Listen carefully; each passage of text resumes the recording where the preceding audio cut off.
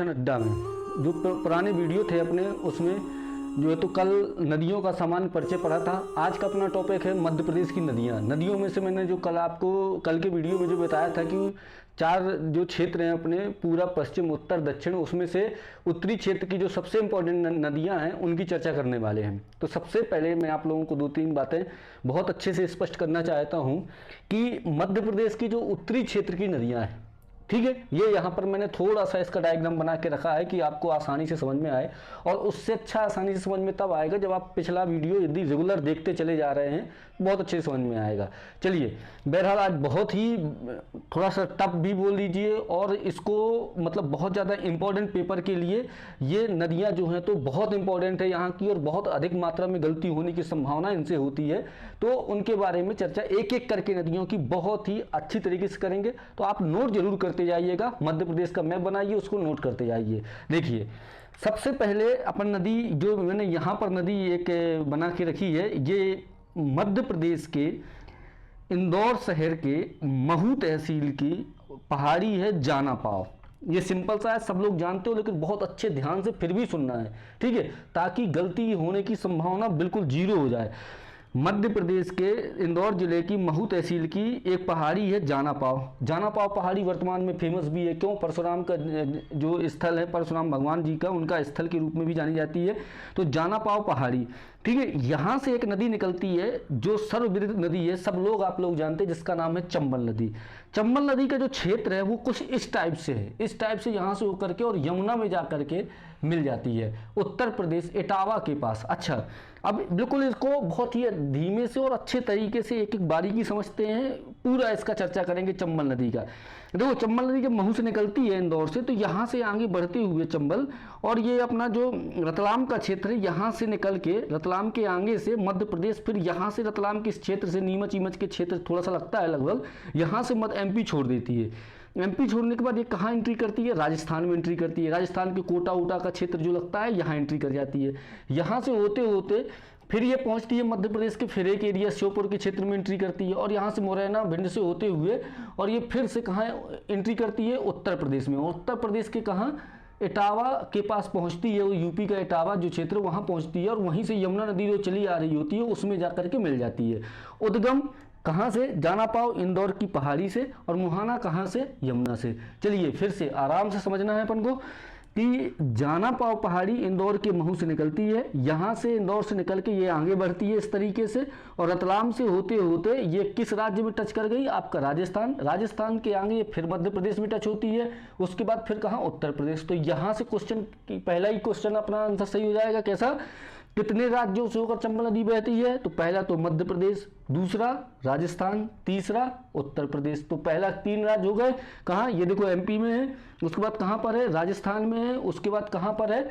आपका थोड़ा सा यूपी में है। तो 3 राज्यों को कवर करती है कौन सी? मध्य प्रदेश की चंबल नदी, पहले नंबर पर, ये याद रखना है। अच्छा, तो कुछ चंबल नदी के उपनाम भी कभी कभी पेपर में पूछते हैं। देखो, चंबल नदी का जो उपनाम है वो आप देख लीजिए। एक तो उपनाम है कामधेनु। क्या नाम है उसका? कामधेनु। ये थोड़ी से इंपॉर्टेंट नाम हो जाता है, ये चंबल का ही उपनाम है। क्या? इसको कामधेनु भी बोलते हैं। दूसरा इसका चर्मावती भी बोलते हैं, जो कि टेक सही हो जाएगा, जो चंबल से चर्मावती बनी। कामधेनु विशेष रूप से याद रखना है, किसका क्या नाम है? चंबल नदी का ही एक उपनाम है, जिसको क्या बोलते हैं? कामधेनु बोलते हैं। चलिए, 2 बातें क्लियर हुई। अब आगे धीरे धीरे आगे बढ़ेंगे, एक एक चीज समझेंगे। तो चंबल नदी जानापाव महू से निकलती है। अच्छा, जब यहाँ से चंबल नदी निकलती है, ठीक है, तो कुछ तो मध्य प्रदेश में परियोजनाएं होंगी, कुछ मध्य प्रदेश और राजस्थान की संयुक्त परियोजना होंगी।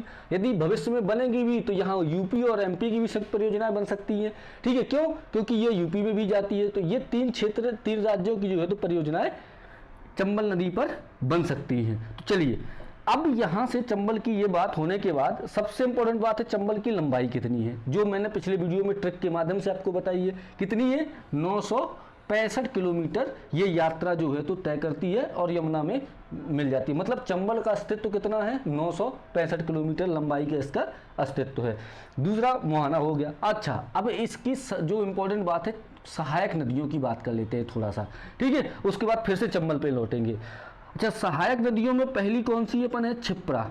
जिसको मध्य प्रदेश की गंगा के नाम से जाना जाता है। आप उज्जैन, महाकुंभ, क्षिप्रा जानते हैं, ठीक है। इसका उद्गम स्थल क्षिप्रा का कहाँ है? ये काकरी बरडी पहाड़ी है इंदौर के पास ही, वहां से इसका उद्गम स्थल है। तो एक तो क्षिप्रा होगी। पर्टिकुलर नदियां अपन पढ़ेंगे आगे, लेकिन पहले केवल सहायक नदियों की एक बार रिवाइज करना, क्योंकि बहुत अच्छे से और बहुत शांत मन से बहुत धीरे धीरे करके पढ़ना है।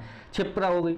दूसरी एक ये रतलाम के पास नदी है, रतलाम के पिपलौद से निकलती है, जिसका नाम है सेवना, सेवना नदी। देखो पहली क्षिप्रा हो गई, दूसरी कौन सी हो गई, मैं यहाँ लिखता जा रहा हूँ, स्पष्ट दिखेगा, और ना दिखे तो आप जूम कर सकते हैं अपने मोबाइल से ही, तो अच्छे से दिखने लगेगा। दूसरी कौन सी है? सेवना।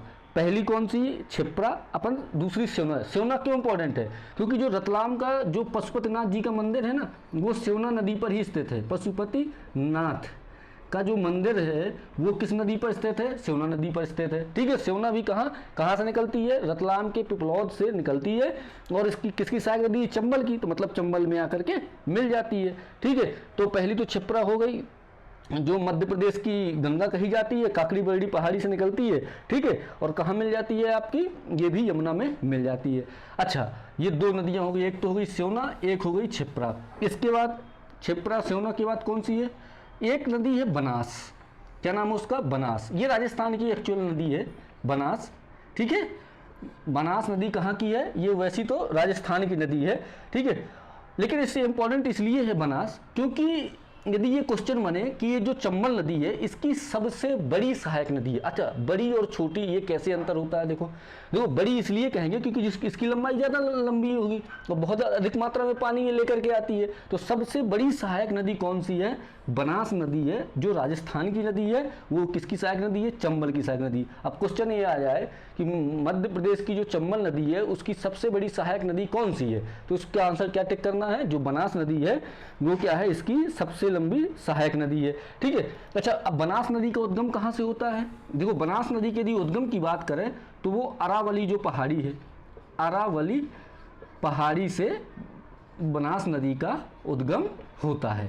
अच्छा, अब अरावली पहाड़ी, आप लोगों ने विंध्याचल पहाड़ी पढ़ी है, जो पुराने वीडियो इसलिए कहता हूँ कि पिछले वीडियो और इस वीडियो को जब देखोगे, सीक्वेंस से देखते चले जाओगे ना, तो बहुत मजा आएगा आपको यहाँ पढ़ने पर। देखिए बहरहाल अरावली पहाड़ी कहाँ पर है? आपको पता है कि ये गुजरात के क्षेत्र से, यहाँ से राजस्थान से होते हुए और दिल्ली तक जो है तो अरावली की पहाड़ी फैली हुई है। तो अरावली की जो पहाड़ी है वहाँ से निकली है कौन सी? बनास नदी, और आकर के किसमें मिल जाती है आपकी? ये चंबल नदी में आके मिल जाती है। अब बनास की इंपॉर्टेंट बात क्या है, क्यों पढ़ रहे हैं बनास नदी? क्योंकि उसका इंपॉर्टेंट क्या है कि बनास नदी जो है तो मध्य प्रदेश की जो चंबल नदी है उसकी सबसे बड़ी सहायक नदी कौन सी है? बनास। इसके बाद और कौन सी है? एक नदी और है जिसका नाम है काली सिंध। क्या नाम है? काली सिंध, काली सिंध नदी। अच्छा, इसकी क्या विशेषता है? इसको क्यों पढ़ना है?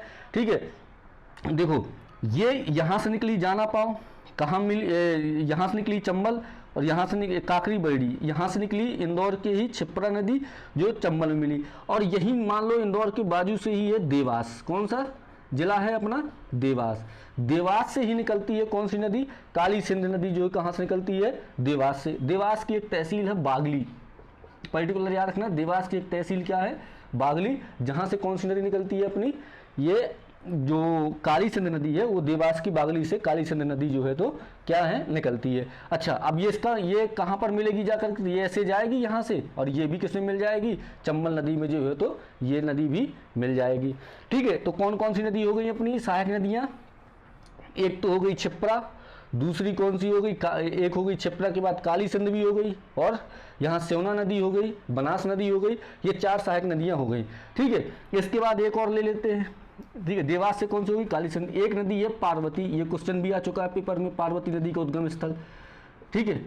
अब देखो बिल्कुल सिक्वेंस से, इंदौर में ही 2 हो गई, इंदौर से थोड़ा और ये साइड आए तो देवास, देवास से कौन सी हुई? काली सिंध। देवास के थोड़ा और आगे आओ तो क्या कहाँ जाओगे आप? आष्टा, सीहोर, ठीक है। आष्टा, यहाँ से निकलती है कौन सी नदी? पार्वती नदी। पार्वती का उद्गम कहाँ से होता है? आष्टा, सीहोर से। तो देखो आज जो पार्वती नदी है वो मान लो कि ये इस क्षेत्र से है, वो भी इस तरीके से आगे बहेगी, और यहाँ कहाँ मिल जाएगी आपकी? ये भी यमुना में मिल जाएगी। तो देखो इंदौर, 2 इंदौर से हो गई, एक तो चंबली निकली, आगे थोड़ा सा इंदौर के और आगे बढ़ो, आप इंदौर से महू से थोड़ा आगे आओगे तो पर्टिकुलर इंदौर आ जाओगे, काकड़ी बरड़ी पहाड़ी आ जाओगे, वहाँ से कौन सी निकलेगी, छिप्रा, वो भी किसकी है, चंबल से। इसके बाद काकड़ी मतलब पर्टिकुलर इंदौर से थोड़ा सा आगे बढ़ोगे, यहाँ जाओगे आप देवास जिले में आ जाओगे, यहाँ से कौन सी निकली अपनी, देवास जिले से काली सिंध निकली, ये भी किसकी सहायक नदी है, चंबल की है।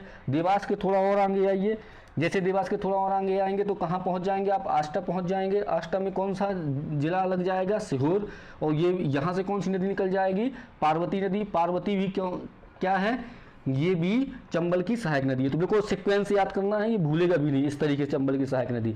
इसके बाद आ जाओ, एक नदी और है जिसका नाम है कूनो। इसको तो ये नदी सिंपल से यार, कूनो पालपुर अभ्यारण्य कहाँ है, श्योपुर में है, ठीक है, कहाँ पर है, श्योपुर में है कूनो पालपुर अभ्यारण्य। तो जो शिवपुरी का पठार है वहाँ से कूनो नदी निकलती है, और वो भी किसकी सहायक नदी है, चंबल की। तो कौन सी नदी हो गई, कूनो नदी। कूनो नदी किसकी सहायक नदी हो गई, यह भी जो है तो चंबल की सहायक नदी हो गई, ठीक है। अब इसके बाद एक और ले लेते हैं, एक नदी है कूनो के बाद सीप, छोटी सी नदी है सीप। ये जो श्योपुर क्षेत्र है यहीं से निकलती है सीप नदी, और किसकी, चंबल की सहायक नदी बन जाती है। तो कुल मिलाकर के चंबल की 4-5 सहायक नदियाँ बहुत सिंपल सी हैं। अपने ये इस क्षेत्र की भी देख ली और इस क्षेत्र की। अब जल्दी से नदियों को रिवाइज कर लेते हैं, ठीक है। चंबल नदी का उद्गम स्थल कहाँ से है, इंदौर के जो महू तहसील है, जाना पाव पहाड़ी से निकलती है। मुहाना कहाँ है, इटावा, यमुना के पास है। अब यहीं से पहले ये वाली रिवाइज कर लेते हैं, बिल्कुल इस सीक्वेंस वाली। इंदौर के थोड़ा सा महू से थोड़ा आगे आओ तो इंदौर आ जाओगे। इंदौर की पहाड़ी कौन सी है, काकड़ी बरड़ी, वहाँ से कौन सी निकलती है, छिप्रा नदी। छिप्रा नदी क्या है, मध्य प्रदेश की गंगा कहा जाता है, और ये चंबल की सहायक नदी है, ठीक है। छिप्रा के अब जैसे ये आप यहाँ पहुँचोगे काकड़ी बरड़ी इंदौर, उसके थोड़ा सा आगे आओगे तो कहाँ जाओगे, देवास। देवास से कौन सी नदी निकलती है, देवास से पर्टिकुलर नदी काली सिंध नदी है, वो भी किसकी है, चंबल की सहायक नदी है। देवास से आगे निकलोगे तो आप कहाँ पहुँचोगे, आष्टा सीहोर, ठीक है, भोपाल की ओर आना है, आष्टा सीहोर। आष्टा जैसे आष्टा पहुँचोगे तो वहाँ की एक नदी निकलती है पार्वती नदी आष्टा से, वो भी किसकी सहायक नदी है, चंबल की सहायक नदी है। इसके बाद आप यहाँ से सीहोर से थोड़ा सा या ग्वालियर बेल्ट में चले जाओ तो यहाँ शिवपुरी पठार है।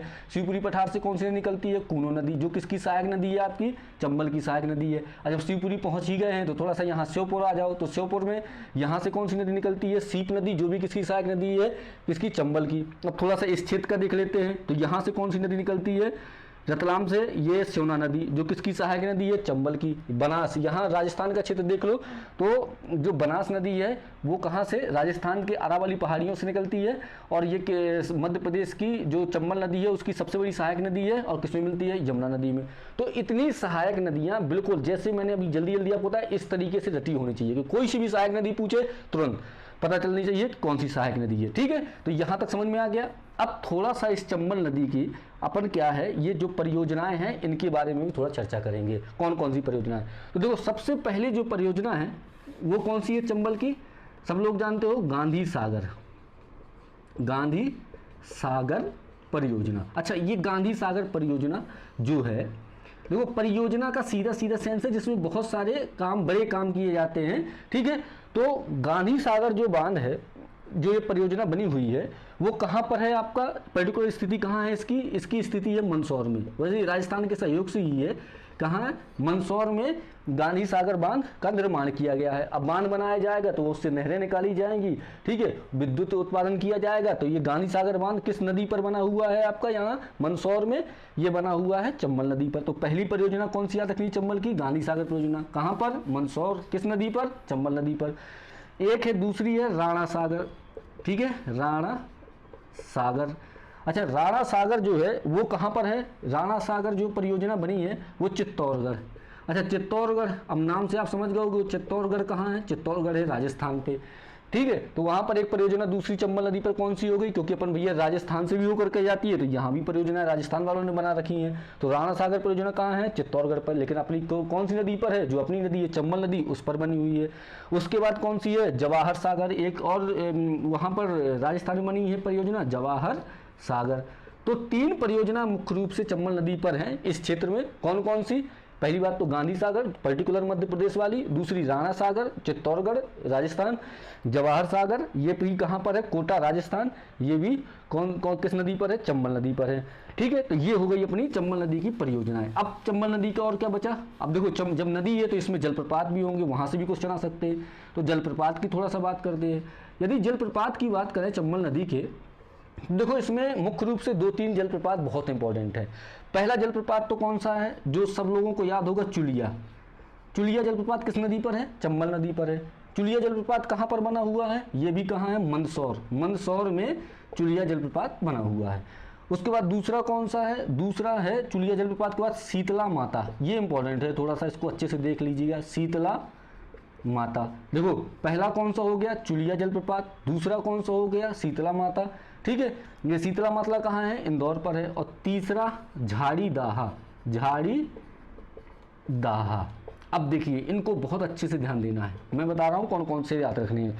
देखो मध्य प्रदेश की चंबल नदी पर 3 जलप्रपात, झरने जानते हो ना, उन्हीं को जलप्रपात बोलते हैं। तो मध्य प्रदेश की चंबल नदी पर 3 जलप्रपात हैं, चुलिया जलप्रपात मंदसौर पे, शीतला माता जलप्रपात इंदौर पे, झाड़ी दाहा जलप्रपात इंदौर पे। ठीक है, तो कैसे याद है, चुलिया, शीतला माता और झाड़ी दाहा, 3 जलप्रपात है, चुलिया, शीतला माता, झाड़ी दाहा। ये कहाँ तीनों जलप्रपात किस नदी पर स्थित है, चंबल नदी पर स्थित है। कंप्लीट। अब चलिए अगली बात करते हैं। अब इसके बाद एक इंपॉर्टेंट बात ये है, कुछ चंबल नदी के इंपॉर्टेंट जो फैक्ट है उनकी भी जानकारी अपन को होनी चाहिए कि चंबल नदी में और मुख्य रूप से क्या क्या है। देखो चंबल नदी मृदा अपरदन करती है, ये जनरल क्वेश्चन है, ये आप लोगों को पता होगा। ठीक है, और नलका अपरदन, मृदा अपरदन, ये तो जो है सिंपल सी बात है। ठीक है, इसके नाम कौन कौन से बताए, चरमावती और कामधेनु इसके नाम हैं। अच्छा, चंबल घड़ियाल परियोजना, चंबल घड़ियाल परियोजना किस नदी पर है, चंबल नदी पर बनी हुई है। तो देखो ये अपनी पूरी जो है तो चंबल नदी की हो गई। तो अब 1 सेकेंड मतलब मुख्य रूप से 1 मिनट में पूरी चंबल नदी की सहायक नदियां और चंबल नदी को रिवाइज करते हैं जल्दी से। सबसे पहले चंबल नदी के उद्गम स्थल जानापाव महू, कहाँ पर जाके इसका मुहाना कहाँ है, इटावा यमुना में। चंबल नदी की सहायक नदियाँ, इंदौर से ही कौन सी निकलती है, काकरी बरड़ी की पहाड़ी से क्षिप्रा नदी निकलती है जो चंबल की सहायक नदी है। उसके आगे कहाँ अपन को, इंदौर के आगे कहाँ आना है, देवास। देवास से कौन सी निकलती है, काली सिंध, वो भी किसकी है, चंबल की सहायक नदी। इसके बाद देवास के आगे कहाँ आना है, आष्टा सिहोर। सिहोर से कौन सी, पार्वती नदी निकलती है जो भी किसकी सहायक नदी, चंबल की। इसके बाद शिवपुरी पठार आ जाओ, वहाँ से कौन सी नदी निकलती है, कूनो नदी निकलती है, किसकी सहायक नदी है, चंबल की सहायक नदी है। इसके बाद कौन सा है आपकी, जैसे यहाँ पर शिवपुरी पठार से हो गई, फिर श्योपुर से नदी है। श्योपुर से कौन सी नदी है आपकी, देखो शिवपुरी पठार से कौन सी, कूनो नदी जो चंबल की सहायक नदी है। ठीक है, श्योपुर पठार से, श्योपुर से कौन सी नदी है, सीप नदी है जो भी किसकी है, चंबल की सहायक नदी है। चंबल की सबसे बड़ी सहायक नदी कौन सी है, बनास नदी। कहाँ से निकलती है, अरावली पहाड़ी से निकलती है, ये चंबल की सबसे बड़ी सहायक नदी है। और जो मंदसौर से कौन सी है, सोना नदी है जो चंबल की सहायक नदी है। परियोजनाएं कौन कौन सी है इसकी, गांधी सागर परियोजना, राणा प्रताप सागर परियोजना, कोटा परियोजना। जलप्रपात कौन कौन से हैं, चुलिया जलप्रपात, शीतला माता जलप्रपात और झाड़ी दाहा जलप्रपात। ठीक है, तो ये जो है तो शीतला माता, झाड़ी दाहा और एक और है जिसका नाम है, हाँ शीतला माता, झाड़ी दाहा, चुलिया, 3 जलप्रपात हो गए। इस तरीके से चंबल नदी पूरी 1 मिनट में रिवाइज भी कर सकते हैं और पूरी इस तरीके से डिटेल में पढ़ सकते हैं। अब जो ये उत्तरी नदियां होने के बाद कल अपन इनकी चर्चा करेंगे, पर्टिकुलर जो और नदियां हैं, ये बेतवा, ये कौन सी, ये पूर्वी क्षेत्र की नदियां हैं, इनकी चर्चा कर लेंगे मुख्य रूप से। तो धन्यवाद, वीडियो पसंद आया तो लाइक सब्सक्राइब जरूर करें, मिलते हैं अगले वीडियो पे।